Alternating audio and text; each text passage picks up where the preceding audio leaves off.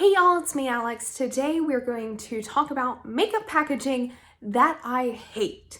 Now, this is not necessarily the product that I hate. Most of these I actually really do like, and I will continue using regardless of how absolutely crap the packaging is. But there's certain products that I'm just like, no, packaging wise, that I really just truly wish that they had been designed differently. This is going to be a negative video. You probably guessed that by the title though, and whatever clickbaity thumbnail I end up putting up. But anyway, let's just get into the actual video. So number one is a product that I don't actually have anymore because it sucked so much on the packaging. I've actually bought this twice, and each time I was never able to pan it entirely because the packaging is garbage. And that is the Makeup Revolution Vivid Baked Highlighters. I have had the shade Radiant Lights twice. Now, the first time I bought it with the packaging like a little bit broken, but I got a discount at Ulta because it was broken and it was the only one available in that shade. So it's like, okay, you know, I can deal with that. I kind of taped it back together. You know, the lid fell off, it kept breaking, and if you ever so slightly bump it onto another surface, it'll just straight up crack. It will break. So the first time I couldn't finish it because it had fallen and broken. And while that happens, I think with a lot of products, I've noticed that this one specifically, the packaging is just the absolute worst for that. Like, the lid is not on securely by any means. I feel like something about the way that it is shaped and the quality of the plastic, it doesn't last long, because I bought it again because I do genuinely really like the product. I feel like the shade Radiant Lights is kind of like my perfect highlighter sort of shade. So I bought it again, and basically the same thing happened, and this one was one that was fully intact when I had bought it. If you put it in your purse, if you do anything other than just like keeping it on your desk or your dresser, your bathroom counter or whatever, wherever you keep your makeup, if you do anything other than just like keeping it in one spot, the lid will break off. And that, combined with the fact that I have 2 cats, things are not going to stay in the same place that they were before. Yeah, that one also broke, and it shattered in an unrepressible way before I was able to finish it. So I really hope that they redo the packaging on that, because they're genuinely really good. But I also think that that's a really easily dupeable color and formula, so I'm not too mad about it. Okay, let's go into a couple of eyeshadow palettes that I have. One, the Shroud Cosmetics Creepy Cute palette. This has nothing to do with how it looks. It is adorable, and I love the shadows in it. I think Shroud Cosmetics has one of the best matte shadow formulas. And I'm not a particularly pastel lover, but I do really love this palette. Like, I think it is such a good overall palette. This one's magnet is so strong. Literally, when I was picking it up off of like my eyeshadow thing, my Naked 3 palette stuck to this as I was lifting it off, and I had to pry it off. When I go to open this palette, I feel like I have to warm up a little bit, like I have to, okay, you know, in order to get it open. So on one hand, I love that this is going to remain strong and secure and all of that, but the magnet is just slightly, like, if you are not expecting this, if you expect this to just be your standard cardboard eyeshadow palette, it'll take you a couple tries to get it open. So this is the strongest magnet I have ever experienced in an eyeshadow palette. And so I recognize that there are pros to that, but it's a little too strong for me, for my liking. But I do love this brand and I love this palette, but it's just, you know. One that I hate to mention, and I'm not even gonna open it because of the packaging, that is the Fluid Beauty biodegradable glitters. I know that they have non-biodegradable glitters as well, but I only have the biodegradable ones. They sent these to me in PR actually, and I do genuinely really like these. I have 3 colors, the gold, the pink, and the silver. This is a gold one. My problem with these though is that they don't have a sifter or anything on them. So I'm not even gonna open this because I have spilled these so many times just trying to use them.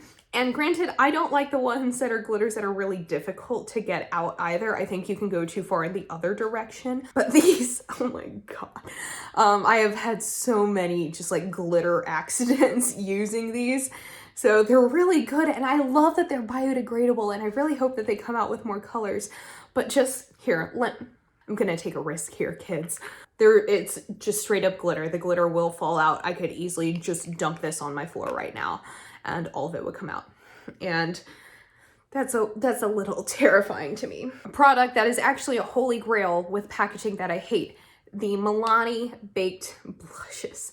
I have 3 of them, technically, but I can only find 2. This is in the shade Rose d'Oro, the more warm toned one. It's very lovely. It's a very good shade and a very good product because it's like a nice glowy baked blush, but it's not like the most pigmented. But I do not understand this. I don't like that. No, just put the mirror up here if you're gonna put a mirror in it. And if you're not, like, I know that when you get it, it comes with like a little brush in there. No one fucking uses that brush. And they have a bronzer like this too that I own that I also love. The product is amazing. I don't like that. That's annoying. I don't like annoying things. It's not that it's bad or that it hinders my use of the product anyway. It is just weird. You know, like I'm not going to use this mirror as like my blush mirror or anything like that when I use it. I usually have something else with me. So like that part isn't even a big deal. There's nothing about this that hinders my use of the product. I just simply don't like that. And I think it's kind of weird. And I feel like in terms of like product development, there's definitely a better way you could have gone about this, you know? One last thing. Again, product that I love and I consider a holy grail. In fact, it's on my lips right now. The Melt lipsticks. They look great in their packaging and they're really great quality. I don't like a lot of darker, colorful bullet lipsticks, but Melt is the one brand that has a really good bullet lipstick formula that I would trust to do a dark or colorful lipstick that wouldn't smudge around. And the thing is, I genuinely really love the packaging of like 90% of Melt's products. Their Beetlejuice collection was impeccable. I love the packaging of their eyeshadow palettes. And what bothers me the most, speaking of that Beetlejuice collection, they did some really great packaging for their lipsticks with that one. Like, obviously, you know, maybe you can't do something quite like this all the time because the branding and just the everything about that collection was just impeccable in my mind. You know, like that was very, very, very well done. My problem with these is while they look really nice, like these look very high end, you know, kind of like MAC quality lipsticks. The lids stay on really well. You don't get smushed or anything like that, any struggles that you would have with a lipstick. But there's really no way to indicate what sort of shade you're about to pull out when you use them, because while they have the names on the bottom of there's no indicator as like, you know, most lipsticks that I own would have some sort of like color sticker on there, like a red sticker for a red lipstick, a pink sticker for a pink lipstick. This doesn't have that. You have to memorize the shade names. I feel like if you have like 1 or 2 of the Melt lipsticks, this won't be as big of a deal, but since I haven't really gotten all of their names memorized, and I have, I think, 7 or 8 of them now, what starts as, oh, okay, I'm gonna go put on a Melt lipstick when I'm doing my makeup, ends up with me just like pulling out all of them until I find the one that I want. And I'm just like, God, my God, why hast thou forsaken me, while I'm just trying to find a lipstick that I would like to pair with my eyes. And it doesn't even need to be like the exact sort of, like the exact color that I'm looking for. You know, like if they just had like line of red stickers, line of pink stickers, line of neutral stickers, you know, stuff like that. So that way, you know, like what general color family you're looking for, that I think would be a massive improvement. I just wish that there was a way to tell, because there's literally, aside from the names on the sticker, there is no differentiation between these lipsticks at all.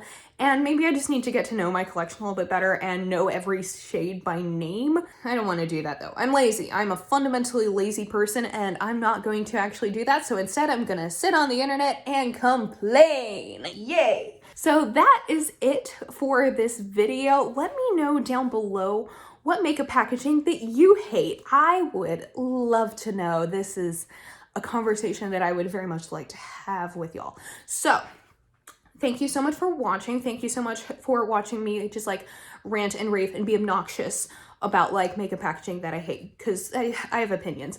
Maybe I'll like do a positive version of this later of like makeup packaging that I love, because there's a lot.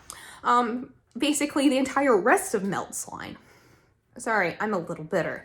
Anyway, that's it. Thank you so much for watching. Give it a thumbs up if you liked it, and subscribe down below if you want to see more videos from me. And I will see y'all in my next one. I hope y'all have a wonderful day. Bye.